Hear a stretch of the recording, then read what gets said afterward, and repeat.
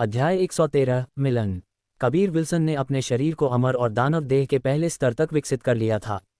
उसी स्तर में कोई भी, अगर उनकी ताकत बहुत मजबूत नहीं थी, तो वह केवल अपने शरीर के बल पर ही उनसे मुकाबला कर सकता था। इस समय कबीर विल्सन की त्वचा और हड्डियां तांबे और लोहे जैसी थीं। चाहे रोहिणी ने उस पर कितना भी हमला किया हो, इसका उस पर कोई असर नहीं हुआ था। रोहिणी के माथे से पसीना टपक रहा था। वह चिंतित दिख रही थी क्योंकि उसने पहले ही सैकड़ों तकनीकों का उपयोग किया था और उसकी हर तकनीक में एक बहुत मजबूत ची आभा थी, फिर भी इसका कबीर विल्सन पर कोई प्रभाव नहीं पड़ा। इस समय रोहिणी हौंफ रही थी। उसकी बहुत सारी सत्यची समाप्त हो चुकी थी, इसलिए उसने हार मान ली और कुछ कदम पीछे हट गई। हौंफते हुए उसने पूछा, क्या तुम सच्चे मार्शल क्षेत्र में हो? कबीर विल्सन थोड़ा मुस्कुराया और कहा, नहीं, लेकिन मैं एक खास तरीके से अभ्यास करता हूँ। मैंने केवल अपने कपड़ों को जलने से बचाने के लिए अपनी सत्यची का इस्तेमाल किया और तुम्हारे हमलों का विरोध करने के लिए अपने शरीर का उपयोग किया। शारीरिक शक्ति। रोहिणी पूरी तरह से चौंक गई और उसकी आकर्षक देह यह महसूस करने के बाद थोड़ी कांप रही थी। इस समय उसके दिल में कोई घमंड नहीं था। कबीर विल्सन ने एक भी हमला नहीं किया था और वह पहले ही हार मान चुकी थी। उसकी राय में भीतरी संप्रदाय के नंबर 1 व्यक्ति के पास भी इस तरह की ताकत नहीं थी। शरीर का विकास, वह बहुत मुश्किल था। रोहिणी को यह स्पष्ट रूप से पता था कि इस कदम तक पहुंचने के लिए कबीर विल्सन को बहुत कुछ सहना पड़ा होगा। जब उसने कबीर विल्सन की तरफ देखा तो उसकी आंखें श्रद्धा से भरी हुई थीं। मजबूत का सम्मान, यह उस दुनिया का नियम था जहां केवल ताकत का सम्मान किया जाता था। मैं हार गई, रोहिणी ने सिर झुकाकर धीरे से कहा। उसे कबीर विल्सन की तरफ देखने की हिम्मत नहीं हुई। वह अब जानती थी कि शुरुआत से ही कबीर विल्सन की आंखों में उसे देखते हुए एक सादा भाव क्यों था, क्योंकि वह कितनी भी खूबसूरत दिखती थी। अपनी ताकत के साथ कबीर विल्सन की नज़रों में वह सिर्फ एक चींटी थी। तुम सत्य मौलिक गोली अपने पास रख सकती हो, मैं इस पर लंबा चौड़ा नहीं बोलूंगा। तुम्हारी नज़रों में मैं बहुत मजबूत हूँ, है ना? लेकिन सच्चे मार्शल क्षेत्र से ऊपर वाले लोग और भी मजबूत हैं। चेनवू मुख्य भूमि में अधिकांश लोग ऐसे ही हैं। हालांकि हम भीतरी प्रांगण में प्रवेश कर चुके हैं, लेकिन उन लोगों की नज़रों में हम अभी भी चींटियों के समान हैं। मुझे एक बार एक सच्चे मार्शल क्षेत्र के मार्शल कलाकार के हथेली से चोट लगी थी और सिर्फ उसी से मैं सीधे लड़ाई हार गया था। अगर मैं तेजी से भागा नहीं होता तो मैं पहले ही मर गया होता। कबीर विल्सन ने मुट्ठी भींचकर बहुत गुस्से में कहा। रोहिणी की आकर्षक देह एक बार फिर कांप उठी। उसने सही अनुमान लगाया था कि जिस सच्चे मार्शल क्षेत्र के मार्शल कलाकार ने कबीर विल्सन को घायल किया था, उसे बदले में उसने मार डाला था। भीतरी प्रांगण के शिष्य वास्तव में उसके सामने कुछ भी नहीं थे और फिर उनमें घमंड करने की कोई योग्यता नहीं थी। वे बस एक मैच नहीं थे। आपकी सलाह के लिए धन्यवाद। रोहिणी ने अपने होठों को चबाया और फुसफुसाया, फिर चली गई। कबीर विल्सन शरारती ढंग से हंसे और लेटना जारी रखा। अमृत गुप्ता और प्रेम बजाज के वापस आने का इंतजार कर रहे थे। एक बार जब वे वापस आ गए तो वे पहले भीतरी प्रांगण से लड़ने और उसे जीतने वाले थे। बहुत देर बाद नहीं, कबीर विल्सन ने एक मोटे लड़के और एक किशोर को अंदर आते देखा। वे प्रेम बजाज और अमृत गुप्ता थे। 2 साल बीत चुके थे और वे बहुत बड़े हो गए थे। अमृत गुप्ता बहुत मोटा हो गया था और छोटे मोटे से बड़ा मोटा हो गया था। प्रेम बजाज के चेहरे से बचपना बहुत हद तक फीका पड़ गया था। वह बहुत परिपक्व लग रहा था। कबीर विल्सन खुद इस साल 19 साल के हो गए थे। उनकी वह परिपक्व और मासूम आभा पूरी तरह से फीकी पड़ गई थी और अब वह अधिक परिपक्व और स्थिर दिख रहे थे, जैसे कि एक समृद्ध अनुभव वाला व्यक्ति। कबीर विल्सन ने अचानक भौहें चढ़ा लीं, क्योंकि प्रेम बजाज और अमृत गुप्ता का रंग रूप बहुत अच्छा नहीं था। हालांकि उनके चेहरे पर मुस्कान थी, लेकिन उनकी आंखों में एक जटिल भाव था। गुस्सा, लाचारी, पछतावा। बड़े भाई कबीर, जेल से बाहर आने पर बधाई। चलो पुरानी जगह पर जाकर पीते हैं, प्रेम बजाज ने हंसते हुए कहा। ये छोटे शैतान बजाज की ओर से दावत है, मैं बच्चा नहीं हूं। अमृत गुप्ता ने मुस्कुराते हुए कहा। अगर यह पहले होता तो कबीर विल्सन बिना हिचके और खुशी खुशी पीने चले जाते, लेकिन वह देख सकते थे कि उनके दोनों दोस्त उनसे कुछ छिपा रहे थे। कबीर विल्सन ने जोर से दोनों हाथ बढ़ाए। प्रेम बजाज और अमृत गुप्ता की कलाई पकड़ ली।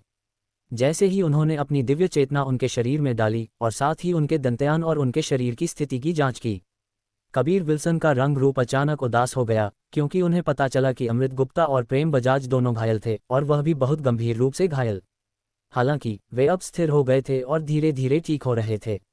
आपकी 50% से अधिक मुख्य शिराएं टूट गई हैं, आपकी सभी हड्डियां चटक गई हैं। सौभाग्य से आपका दंतयान गंभीर रूप से घायल नहीं है, वरना आप अपनी सारी खेती खो चुके होते और अपंग हो गए होते।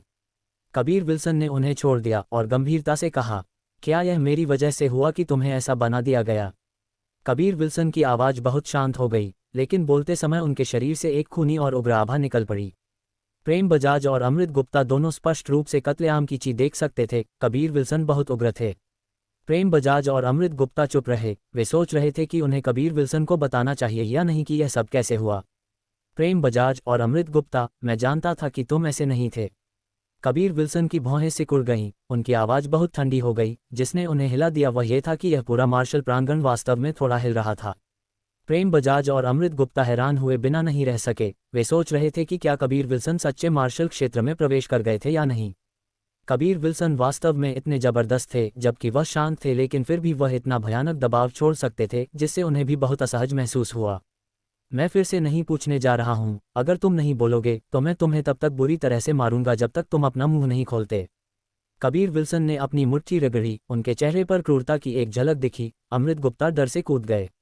अमृत गुप्ता ने अपने चेहरे से पसीना पोंछा, हंसते हुए कहा, हम बोलेंगे और बात खत्म, क्योंकि तुम इतने जबरदस्त हो, हमें भी डर नहीं है कि तुम जाकर मौत को गले लगा लोगे।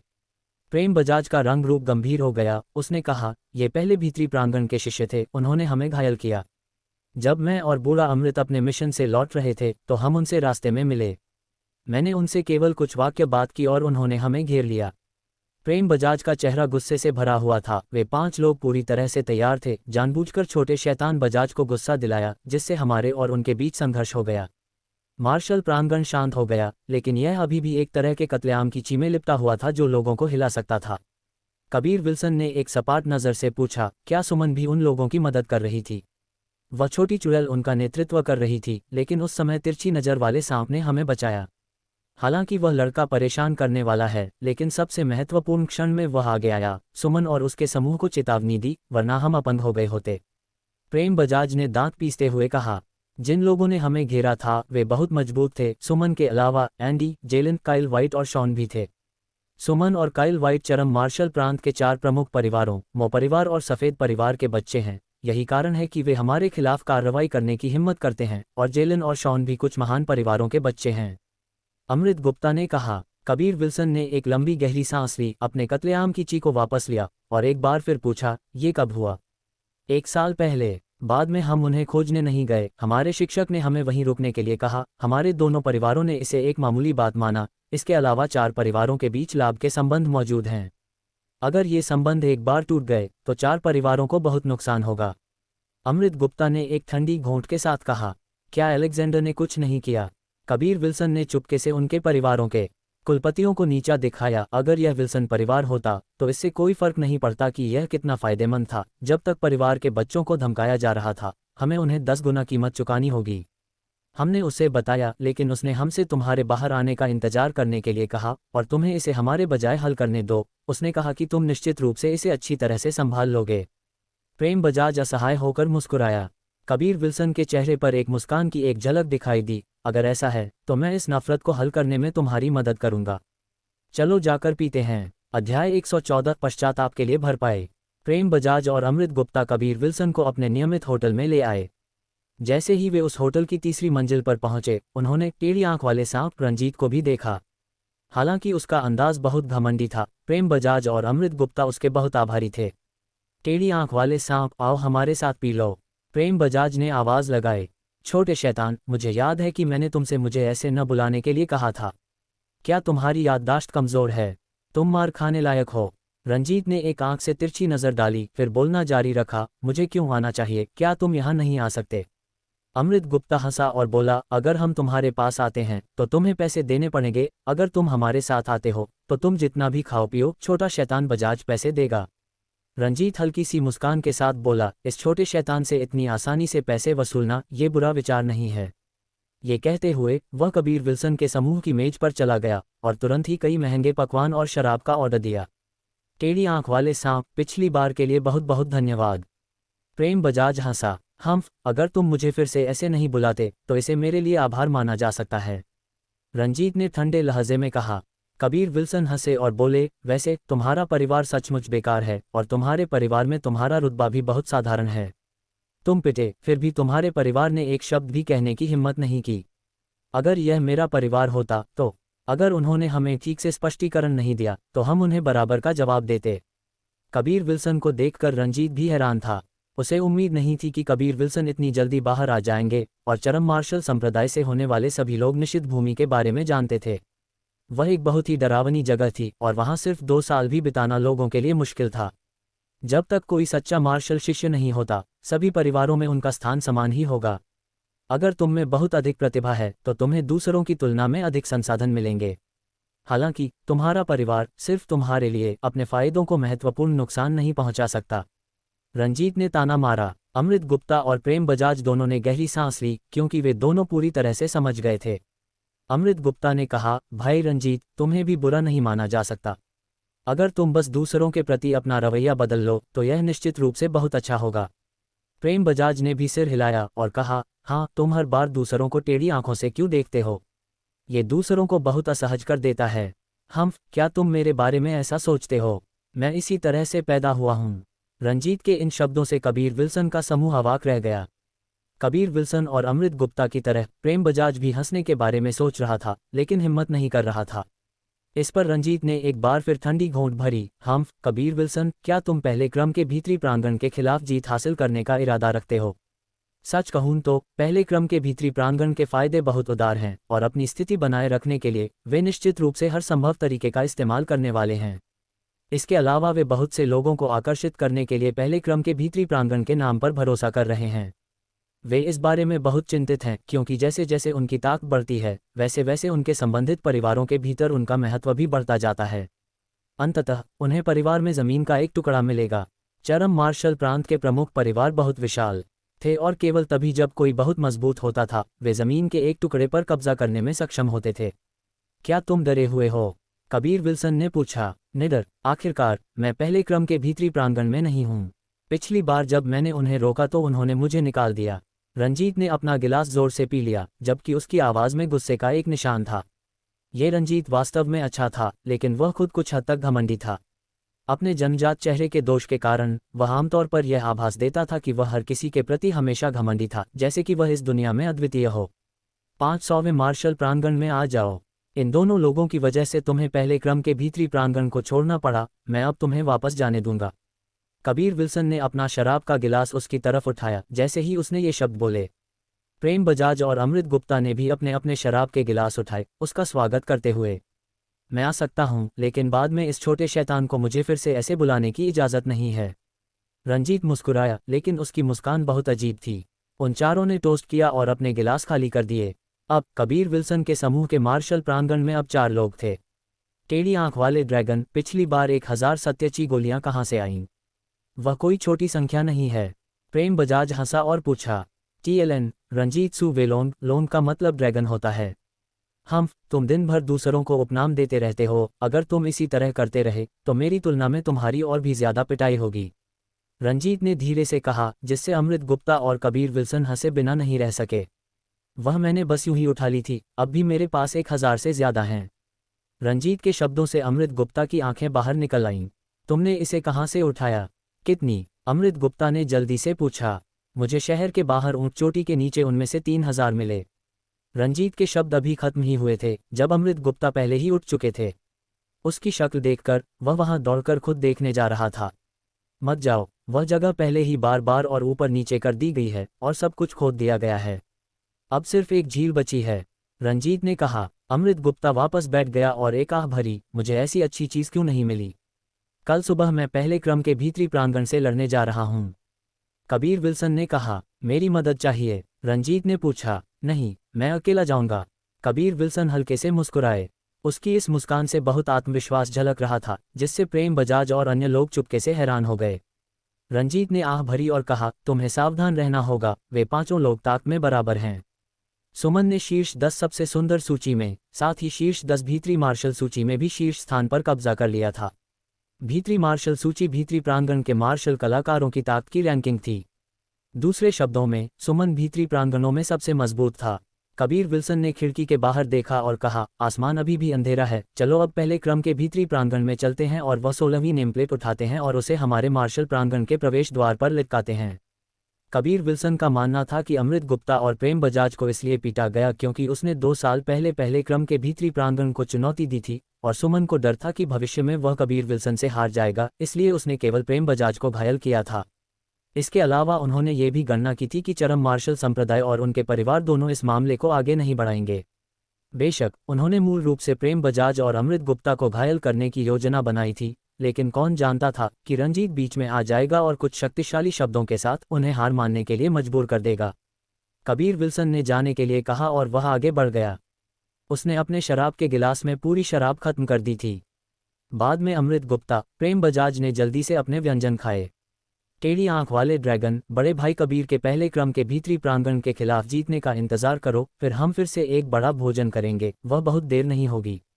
प्रेम बजाज हंसा। कबीर विल्सन के बारे में वह बहुत आश्वस्त था और अमृत गुप्ता भी वैसा ही था, क्योंकि कबीर विल्सन हमेशा कुछ ऐसा करते थे जो उनकी अपेक्षा से परे था। शाम, ढलता सूरज आधा आसमान लाल रंग से रंग रहा था। हालांकि पूरा चरम मार्शल संप्रदाय अराजकता में था, क्योंकि कबीर विल्सन, जिसे 2 साल पहले निषिद्ध भूमि में कैद किया गया था, वह बाहर आ गया था। सबसे बुरी बात यह थी कि जैसे ही वह बाहर निकला, वह 2 साल पहले के अपने पश्चाताप को पूरा करने चला गया, क्योंकि उसने पहले क्रम के भीतरी प्रांगण को चुनौती दी थी। फिर भी जो बात उन्हें और भी ज्यादा चौंकाने वाली थी, वह ये थी कि इस बार उसने जो दांव लगाया था, वह और भी बड़ा था। यह नरक की आत्मा घास की एक हथेली की लंबाई निकला। कोई फर्क नहीं पड़ता कि कहाँ, नरक की आत्मा घास बहुत दुर्लभ थी, यहाँ तक कि चेंबू के 9 प्रांतों में भी। नरक की आत्मा घास भी बहुत महंगी थी और इतनी दुर्लभ थी कि इसे खोजा नहीं जा सकता था, बल्कि इसे केवल भाग्य से ही खोजा जा सकता था। इस तरह के एक विशाल प्रलोभन ने पहले क्रम के भीतरी प्रांगण के सुमन के लिए विरोध करना बहुत मुश्किल बना दिया। इसके अलावा उसे ये भी पता चला कि कबीर विल्सन अकेले लड़ने आया था।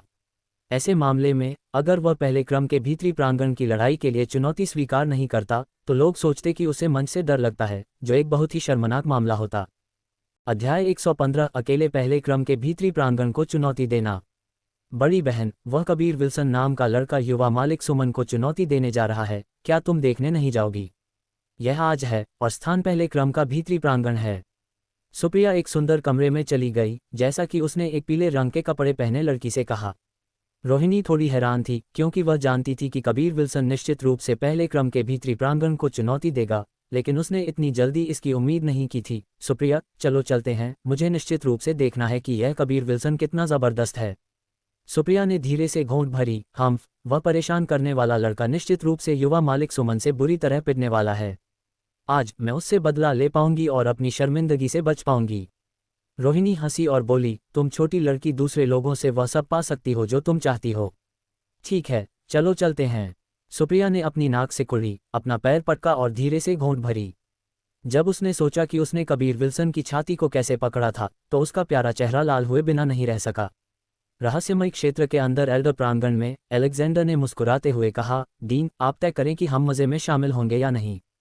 चलो आखिरकार युवा मार्शल अंकल को देखें और देखें कि वह कैसे जीतेंगे। उन्होंने वास्तव में अकेले पूरे पहले क्रम के भीतरी प्रांगण को चुनौती दी। जीतन शरारती ढंग से मुस्कुराया और कहा, बेशक हम जाएंगे और मुझे सचमुच उम्मीद है कि वह हार जाएगा। उस समय हम उसके खर्चे पर कुछ मज़ा कर सकते हैं और हम तब देखेंगे कि क्या वह अभी भी हमारे सामने इतना घमंडी हो सकता है। जीतन और अलेक्जेंडर रहस्यमय क्षेत्र से बाहर निकल गए, इससे पहले कि वे 50 मंजिला ऊंचे टॉवर के ऊपर पहुंचे, जो पहले क्रम के भीतरी प्रांगण के उस विशाल क्षेत्र को दूर से देख रहे थे। 2 साल तक गायब रहने के बाद कबीर विल्सन आखिरकार फिर से सामने आ गया था और तुरंत ही ऐसी ज़बरदस्त घटना घटित कर दी थी। हर कोई तुरंत उसका नाम याद कर सकता था और उसने जल्द ही चरम मार्शल संप्रदाय के अंदर अपनी कुछ प्रसिद्धि वापस पा ली। कबीर विल्सन न केवल चरम मार्शल संप्रदाय में एक हस्ती था, चरम मार्शल प्रांत में भी उसकी एक छोटी प्रतिष्ठा थी, क्योंकि उसने एक जानवर मार्शल संप्रदाय सच्चे शिष्य को मार डाला था। बाद में जानवर मार्शल संप्रदाय ने उसके सिर पर 1 लाख क्रिस्टल पत्थरों का इनाम रखा था, जो अधिकांश मार्शल कलाकारों के लिए एक बहुत बड़ी राशि थी। इस इनाम को पाने के लिए उनमें से कई ने कबीर विल्सन के मूल की जांच की थी। सुमन, पहले क्रम के भीतरी प्रांगण के 9 अन्य सदस्यों के साथ, कबीर विल्सन के साथ पहले क्रम के भीतरी प्रांगण के विशाल चौक के बीच में खड़ा था। सुमन और 9 अन्य के पीछे हजारों भीतरी और बाहरी संप्रदाय के शिष्य खड़े थे। ये हजारों लोग उन 10 लोगों के प्रभाव से आकर्षित हुए थे जो उनके सामने थे। दूसरी तरफ कबीर विल्सन के पीछे सिर्फ 3 लोग थे, प्रेम बजाज, अमृत गुप्ता और रंजीत। सुमन अभी भी सभ्य दिख रहा था, क्योंकि वह थोड़ा मुस्कुराया और बोला, मुझे उम्मीद नहीं थी कि तुम, रंजीत, वास्तव में उनके साथ मिल जाओगे। लेकिन आज सबसे बड़ा आश्चर्य यह है कि तुम हम सबसे लड़ने के लिए यहाँ आए हो, अकेले। तुम्हें भी इतनी बड़ी भीड़ की उम्मीद नहीं थी। कबीर विल्सन भी थोड़ा मुस्कुराया, जैसा कि उसने जवाब दिया, चौक बहुत से जीवंत लोगों से घिरा हुआ था जो यहाँ देखने आए थे। इस भीड़ के भीतर कुछ हस्तियां भी थीं, जैसे कि शीर्ष 10 सुंदरियां, शीर्ष 10 सबसे सुंदर पुरुष और यहाँ तक कि कुछ सच्चे मार्शल क्षेत्र के मार्शल कलाकार भी। इस समय अमृत गुप्ता ने कबीर विल्सन के कंधे पर थपकी दी, उसके कान के बगल में झुका और कहा, छोटे भाई कबीर, तुम उस प्यारी छोटी लड़की को वहां देख रहे हो? वह मेरी छोटी बहन अमृता गुप्ता है। कबीर विल्सन ने तिरछी नजर डाली और लड़कियों के एक समूह के बीच एक हल्के गुलाबी रंग की स्कर्ट पहने एक लड़की को देखा। हालांकि उसके बगल की लड़कियां बदसूरत नहीं थीं, लेकिन हल्के गुलाबी रंग की स्कर्ट में लड़की विशेष रूप से ध्यान देने योग्य थी, क्योंकि वह बहुत सुंदर थी। उसके प्यारे और सुंदर चेहरे पर हल्की सी मुस्कान थी और उसका पूरा शरीर एक सुंदर स्वभाव से ओतप्रोत था जो बहुत ही प्रभावशाली था। बुरा नहीं है, लेकिन मुझे कोई दिलचस्पी नहीं है, कबीर विल्सन ने फुसफुसाया। इस समय प्रेम बजाज ने कबीर विल्सन की आस्तीन खींची, दूर एक सफ़ेद स्कर्ट पहने एक लड़की की तरफ इशारा किया और फुसफुसाया, वह मेरी बड़ी बहन है और वह शीर्ष 10 सुंदरियों में दूसरे स्थान पर है, श्रेया बजाज। कबीर विल्सन ने एक बार फिर देखा, इस बार प्रेम बजाज की बड़ी बहन की ओर। ये लड़की लंबी थी, उसमें एक परिपक्व आकर्षण था, सुंदर और सुरुचिपूर्ण दिखती थी और अमृत गुप्ता की छोटी बहन से पूरी तरह से अलग थी। अमृत गुप्ता की छोटी बहन नाजुक और छोटी, सुंदर और प्यारी थी, जबकि प्रेम बजाज की बहन एक पूरी तरह से परिपक्व लड़की थी, जिसकी काफ़ी लंबाई थी। रंजीत ने शाप दिया, तुम यहाँ लड़कियों को देखने आए हो या लड़ने? अगर तुम लड़ नहीं रहे हो तो मैं चला जाऊंगा। सुमन और उसका समूह एक बार फिर अपनी शांति बनाए रखने की कोशिश कर रहा था, लेकिन इस समय वे अपनी रस्सी के अंत में थे। उन्होंने उम्मीद नहीं की थी कि कबीर विल्सन, अमृत गुप्ता और ये बदमाश इस समय लड़कियों के बारे में चर्चा करेंगे। वे बिल्कुल भी गंभीर नहीं थे और इससे उन्हें ऐसा लगा जैसे उन्हें कम आंका जा रहा है। वे नहीं जानते थे कि प्रेम बजाज और अमृत गुप्ता अपनी अपनी बड़ी और छोटी बहन को कबीर विल्सन से मिलवाने की कोशिश कर रहे थे। बहुत सुंदर, वे उस सूची में होने के योग्य हैं। तुम जाओ और उनसे कहो कि अगर उन्हें मेरे 3 पत्नियों और 4 रखेलियों से कोई आपत्ति नहीं है तो आज रात उनका स्वागत है। ये पिता आखिरकार अभी भी एक कुंवारा है, कबीर विल्सन ने एक भयावह मुस्कान के साथ कहा। सुमन इसे और बर्दाश्त नहीं कर सका और ठंडे लहजे में कहा, क्या तुम लड़ने जा रहे हो या नहीं? बेशक मैं लड़ने जा रहा हूं, लेकिन तुम्हें मुझे पहले नियम बताने चाहिए। कबीर विल्सन 2 बार सूखी खांसी, जबकि अमृत गुप्ता और प्रेम बजाज तिरस्कार की नज़र से कबीर विल्सन को देखा। सुमन ने कहा, अभी कुछ समय पहले तुमने कहा कि तुम लड़ने जा रहे हो, लेकिन हमारे तरफ बहुत से योग्य मार्शल कलाकार हैं और उन सभी को पहले क्रम के भीतरी प्रांगण के सदस्यों के रूप में गिना जा सकता है। प्रेम बजाज इन शब्दों को सुनकर अचानक उग्र हो गया, मेरे गधे को गिनो, इन लोगों में उनमें से बहुतों के पास तो भीतरी प्रांगण में प्रवेश करने की योग्यता भी नहीं है।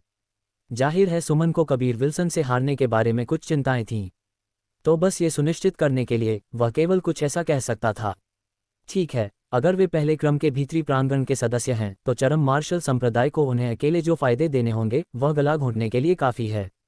हमें बेवकूफ़ मत बनाओ, अमृत गुप्ता ने ठंडे लहजे में जवाब दिया। मैं पहले क्रम के भीतरी प्रांगण का मुखिया हूं, अगर मैं कहता हूं कि वे हैं तो वे हैं।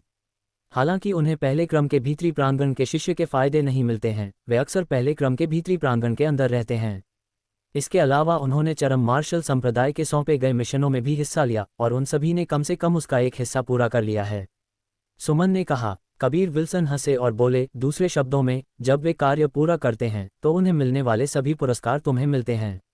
यही कोई आश्चर्य नहीं कि तुमने इतने सारे लोगों को भर्ती किया। सुमन का रंग रूप बदल गया, अगर तुम असहमत हो तो कृपया चले जाओ। अगर कबीर विल्सन सहमत होता तो उसे 10,000 लोगों से लड़ना पड़ता। क्या कोई एक आदमी ऐसा कर सकता था? उनके चारों ओर हर कोई भी महसूस कर रहा था कि यह कुछ ज्यादा ही था, और अगर वे उसकी जगह होते तो वे सभी असहमत होते। जैसे ही उन्होंने सोचा कि वे लड़ाई को होते हुए नहीं देखेंगे, उन्होंने कबीर विल्सन के शब्दों को सुना, मैं लड़ूंगा जैसा कि मैंने पहले कहा था, लेकिन शर्त यह है कि इन 9 के हारने के बाद तभी वे सभी लड़ाई में शामिल हो सकते हैं। हाँ, लेकिन उनकी ताकत बहुत खराब है, इसलिए वे सभी मिलकर काम करेंगे और तुमसे सीखेंगे, सुमन ने जवाब दिया। अब कबीर विल्सन ने स्पष्ट रूप से सुमन के पाखंडी चेहरे को देखा, जो एक पाई की तरह विनम्र लग रहा था, लेकिन जिसका दिल गंदी चालों से भरा था। सभी को आश्चर्य हुआ, कबीर विल्सन वास्तव में सहमत हो गया। भले ही वह पहले क्रम के भीतरी प्रांगण के 9 सदस्यों के खिलाफ जीत हासिल कर सकता था, वे हजारों शिष्य भी अद्भुत थे और उन सभी की ताकत नश्वर मार्शल क्षेत्र के 9वें स्तर से ऊपर थी। भले ही कबीर विल्सन एक हाथी था और इतने सारे चींटियों से घिरा हुआ था, फिर भी वे उसकी जीत की संभावना का अनुमान नहीं लगा सकते थे। मूर्ख, अगर तुम हार गए तो तुम क्या करोगे? वह एक नरक की आत्मा घास है, अमृत गुप्ता ने शाप दिया। प्रेम बजाज ने उन 5 लोगों को बेरहमी से देखा जिन्होंने उसे घेरा था। अपने दांत पीसते हुए कहा, बड़े भाई कबीर, मुझे विश्वास है कि तुम निश्चित रूप से उन्हें उनके किए की सज़ा दिलाओगे। उस दिन का इंतज़ार करो जब मुझ में ताकत होगी, उस समय मैं उन सभी को मार डालूंगा। प्रेम बजाज ने ये क्रूर शब्द बोले इससे पहले कि वह अपनी बड़ी बहन श्रेया बजाज के स्थान की ओर चला गया। अमृत गुप्ता में भी लाचारी का भाव था, क्योंकि वह भी अपनी छोटी बहन के पास गया। क्या तुम्हें सचमुच किसी मदद की ज़रूरत नहीं है? रंजीत ने पूछा, क्योंकि वह अभी भी कबीर विल्सन के पीछे खड़ा था। नहीं, तुम्हें भी पीछे हटकर देखना चाहिए। साथ ही तुम्हें इस पहले क्रम के भीतरी प्रांगण से दूर रहने की कोशिश करनी चाहिए। वास्तव में ये बेहतर होगा अगर तुम पहले क्रम के भीतरी प्रांगण के अंदर बिल्कुल भी नहीं रहते। कबीर विल्सन ने फुसफुसाया, जबकि उसके चेहरे पर एक क्रूर मुस्कान झलक रही थी। अपने दिल के अंदर रंजीत इस मुस्कान से चुपके से हैरान था। अध्याय 116 सनसनीखेज कौशल। कबीर विल्सन को 2 साल के लिए निषिद्ध भूमि में कैद कर दिया गया था, जिसका मतलब था कि उसने 2 साल के लाभ भी खो दिए थे। यही कारण था कि वह न केवल पहले भीतरी प्रांगण को हराना चाहता था, बल्कि वह चरम मार्शल संप्रदाय को भी थोड़ा नुकसान पहुंचाना चाहता था। जब वह आ रहा था तो कबीर विल्सन ने रंजीत से सीखा था कि पहले भीतरी प्रांगण के 9 सदस्यों में से केवल 5 की ही वास्तव में असीमित ताकत थी, जबकि अन्य 4 को नज़रअंदाज किया जा सकता था। इन चारों ने जानबूझकर सुमन के समूह में दल बदल लिया था और सुमन अपने प्रभाव के दायरे को बढ़ाना चाहता था, इसलिए उसने उन्हें शामिल होने की अनुमति दी थी। कबीर विल्सन एक ही नज़र में साफ साफ पहचान सकता था कि ये 4 व्यक्ति कौन थे। उसे सिर्फ सुमन के समूह के सदस्यों के प्रभावशाली तरीके की तुलना करनी थी।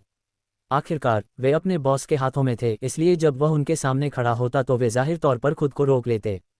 एक पर एक, जो कोई भी हारता है वह फिर से नहीं लड़ सकता। सुमन ने कहा, क्या मैं पहले उन 4 से अकेले लड़ सकता हूँ? कबीर विल्सन ने सीधे उन 4 पुरुषों की तरफ इशारा किया जिन्होंने अभी तक एक भी शब्द नहीं बोला था, क्योंकि वे चारों सुमन के समूह के दूसरों के प्रति बहुत सम्मानजनक थे। जैसी तुम्हारी इच्छा, सुमन ने तुरंत कहा, तुम चारों जाओ। सावधान रहना। कबीर विल्सन एक ही समय में 4 लोगों से स्वेच्छा से लड़ने वाला था और इसने सभी को हैरान कर दिया। यहाँ हर कोई मार्शल कलाकार था और अब वे एक उच्च स्तरीय भीतरी प्रांगण की लड़ाई देख सकते थे और इसने उन सभी को बहुत उत्साहित कर दिया। प्रतियोगिता शुरू हो गई थी। उन चारों में से हर एक का शरीर जोरदार तरीके से हिल रहा था, क्योंकि उन्होंने अपनी शक्तिशाली सत्यची को धकेला। उसी समय उन चारों की सत्यची में विस्फोट हुआ, क्योंकि चितरंगें सभी दिशाओं में तेजी से बहने लगीं, जिससे एक के बाद एक भयंकर हवाएं चलने लगीं। दर्शक साफ साफ देख सकते थे कि सत्यची बहुत शुद्ध थी, साथ ही बहुत घनी भी थी। वास्तव में पहले भीतरी प्रांगण के योग्य। रोहिणी की प्यारी आंखें चमक उठीं, क्योंकि उसने मैदान में खड़े लोगों को ईर्ष्या से देखा। ये पहले भीतरी प्रांगण के सदस्य असीमित भविष्य वाले शिष्य थे। आखिरकार जब तक कोई मजबूत होता उसे हर कोई पूछता था। इन चारों में से हर एक पुरुष बड़ी बहन से ज्यादा मजबूत है। वह कबीर विल्सन नाम का लड़का निश्चित रूप से हारने वाला है। सुप्रिया ने अपने जैद सफ़ेद दांत भींचे, जैसा कि उसने खुशी से कहा। अचानक वे 4 आदमी अपनी जगह से गायब हो गए। इस गति के कारण उनके आसपास के हजारों शिष्य एक के बाद एक चिल्लाए, क्योंकि उनमें से हर एक ऐसी गति के लिए तरसता था। कबीर विल्सन की आंखें घूम गईं, हल्की आवाज़ को ध्यान से सुन रही थीं, जबकि उसी समय उसने अपनी दिव्य इंद्रिय को फैला दिया, जिससे उसके चारों ओर हवा में सत्यची के उतार चढ़ाव को पकड़ा गया। इन 4 पुरुषों की गति वास्तव में बहुत तेज थी, क्योंकि वे चौक में आगे पीछे दौड़ रहे थे और उनकी परछाइयां लगभग अदृश्य थीं। मेरे पीछे 2, मेरे सामने 1 और मेरे ठीक ऊपर हवा में 1। कबीर विल्सन लगातार उनकी हरकतों से अवगत था और जब उन्होंने उस पर हमला किया तो उसने तुरंत उनके हमलों की दिशा निर्धारित कर ली थी। कबीर विल्सन हल्के से मुस्कुराए। उनके शरीर के भीतर सत्यची ने जैसा वह चाहते थे वैसा ही काम किया। ये ताइची वश में करने वाला ड्रैगन दिव्य अभ्यास था, जो सत्यची को उसकी त्वचा के ऊपर उभार रहा था, जिससे एक तरह का खतरनाक शक्ति को खत्म करने वाला प्रभाव प्राप्त हो रहा था। साथ ही एक भंवर के सक्शन बल के समान कुछ उत्पन्न करना, जो इसके पास किसी को भी खींच लेता था। चौक में हर कोई अपनी सांस रोक रहा था, क्योंकि वे उस क्षण का इंतजार कर रहे थे जब 4 आदमी फिर से प्रकट होंगे और कबीर विल्सन पर हमला करेंगे। सौभाग्य से उन्हें लंबे समय तक इंतजार नहीं करना पड़ा, क्योंकि उनके सामने एक रोमांचक दृश्य दिखाई दिया। क्योंकि चारों लोगों ने क्रमशः सामने, पीछे और ऊपर से कबीर विल्सन पर हमला किया। सामने से एक हाथ एक भाले की नोक की तरह कबीर विल्सन की छाती के बीच में चला गया। पीछे के दोनों ने अपनी मुट्ठी से मुक्के मारे, जो जोरदार सत्यची में लिपटे हुए थे और कबीर विल्सन की पीठ की ओर टकराए। इस बीच ऊपरी हवा में आदमी का एक पैर नीचे गिर रहा था, जो कबीर विल्सन के सिर पर गिरने वाले एक लंबे भाले के समान था। इस तरह के अचानक और बेहद शक्तिशाली हमले। मैदान में इस लड़ाई को देखने वाला हर कोई आश्वस्त था कि अगर उन्हें इन चालों का बचाव करना होता तो उन्हें ऐसा करना बिल्कुल असंभव लगता। हालांकि कबीर विल्सन ने चकमा नहीं दिया और इसके बजाय वहीं पर स्थिर खड़े रहे। फिर एक अजीब दृश्य दिखाई दिया, क्योंकि चारों लोगों ने एक साथ हमला किया, बिजली की तरह तेज और बिजली की तरह भयंकर। लेकिन कबीर विल्सन के शरीर से टकराने के बाद वे सभी अपनी जगह पर जम गए। ऐसा लग रहा था जैसे वे किसी तरह के राक्षसी जादू के तहत थे, क्योंकि वे चारों हिलने में असमर्थ थे। सच्चे मार्शल क्षेत्र के तहत कोई भी व्यक्ति इन हमलों का पूरी तरह से बचाव करने और जीवित रहने में असंभव पाएगा। हालांकि कबीर विल्सन पर उन हमलों से कोई असर नहीं पड़ा जो उसके शरीर से टकराए थे। भले ही हर कोई साफ साफ देख सकता था कि उसकी छाती पर एक शंकु जैसी हथेली से वार किया गया था, जबकि एक और व्यक्ति उसके सिर के ऊपर खड़ा था और दो मुट्ठी उसकी पीठ से कसकर चिपकी हुई थीं। वास्तव में कबीर विल्सन को चोट लगी थी, लेकिन इससे उसे कुछ नहीं हुआ। हर किसी ने मूल रूप से सोचा था कि कबीर विल्सन भले ही मांस का पेस्ट न बन जाए, वह कम से कम कुछ मुंह खून तो जरूर उल्टी करेगा। लेकिन वर्तमान में उसके माथे पर एक भी शिकन नहीं थी। कबीर विल्सन पर हमला करने वाले 4 आदमी भी बहुत हैरान थे, क्योंकि जब उन्होंने हमला करने के लिए अपनी शक्तिशाली चियाभा का उपयोग किया था, तो ऐसा महसूस हुआ था जैसे एक तलवार जोरदार तरीके से पानी में घुस गई हो, बिना सबसे छोटी लहरें उत्पन्न किए।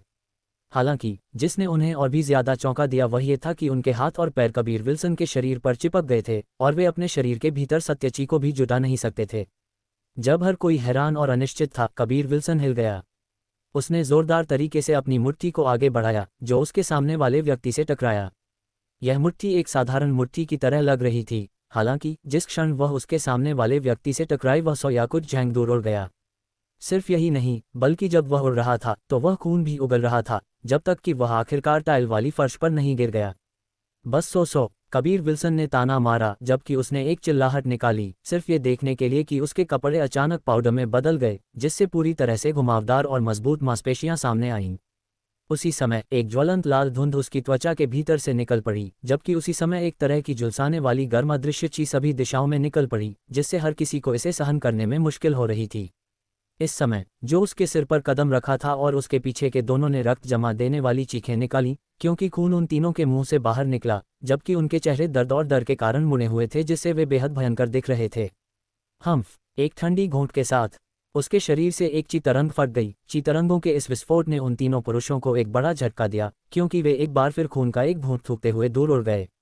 कबीर विल्सन ने उन्हें गंभीरता से नहीं लिया था, क्योंकि वह बस उन्हें थोड़ा पीड़ित होने दे रहा था ताकि वे लड़ना जारी न रख सकें। तुम पांचों या तो हार मान लो या मुझसे लड़ो। लड़ाई के दौरान मैं बिल्कुल भी नर्म नहीं होऊंगा, मुझे परवाह नहीं है कि तुम कितने कुलीन हो, कबीर विल्सन ने एक सपाट अभिव्यक्ति के साथ कहा। इन गुस्से वाले शब्दों ने मौजूद सभी को हिला दिया। कबीर विल्सन इस समय बहुत गंभीर था और वह सबसे भयानक भी था। पलक झपकते ही उसने 4 पहले भीतरी प्रांगण के सदस्यों को हरा दिया था। ये वास्तव में इस तरह की शक्ति थी जो लोगों को आतंकित कर सकती थी। दूर अलेक्जेंडर कुछ चिंतित था और उसने कहा, डीन, क्या हमें इस बदमाश को नहीं रोकना चाहिए? मुझे डर है कि वह क्रूरता से काम करना जारी रखेगा, क्योंकि वह शायद विपरीत पक्ष को मारना भी शुरू कर देगा। जरूरत नहीं है, इस बदमाश का हर कदम बहुत ही गणनात्मक है, ज्यादा से ज्यादा वह उन लोगों को अपन कर देगा। तुमने मुझे पहले भी सूचित किया था कि उन लोगों ने क्या किया है, जिसके लिए उन्हें अपनी सजा खुद ही भुगतनी होगी, जीत ने कहा, क्योंकि उसने अपने दोनों हाथों को अपनी पीठ के पीछे रखा था।